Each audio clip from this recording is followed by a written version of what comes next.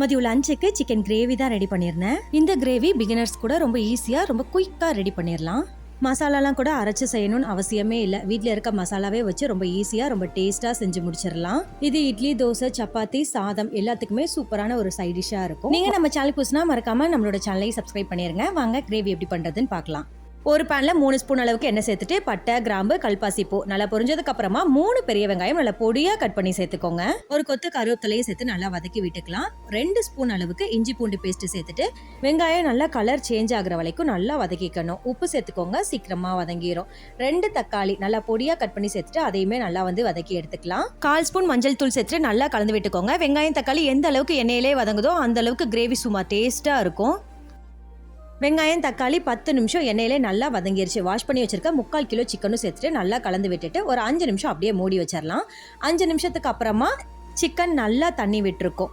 நம்ம தண்ணி எதுவுமே சேர்க்கல, ஆனால் சிக்கனில் பாருங்க இந்த அளவுக்கு தண்ணி இருக்கு. நான் இன்னைக்கு வீட்லயே அரைச்ச குழம்பு மிளகாய் தூள் 2 டீஸ்பூன் அளவுக்கு சேர்த்துக்கிறேன். சிக்கன் ஒரு வாட்டி கலந்து விட்டுட்டு 2 ஸ்பூன் குழம்பு மிளகாய் தூள், 1/4 ஸ்பூன் மட்டும் வரமிளகாய் தூள், அது கூடவே 1/2 ஸ்பூன் அளவுக்கு பெப்பர் தூளும் சேர்த்துக்கலாம். ஆல்ரெடி இந்த குழம்பு மிளகாய் தூள் ரெசிபி நம்மளோட சேனல்ல இருக்கு, வேணும்னா செக் பண்ணி பாருங்க. ஒருவேளை உங்ககிட்ட குழம்பு மிளகாய் தூள் இல்லை அப்படின்னா 1 ஸ்பூன் மிளகாய் தூள், 1 ஸ்பூன் மல்லித்தூள் சேர்த்துக்கோங்க.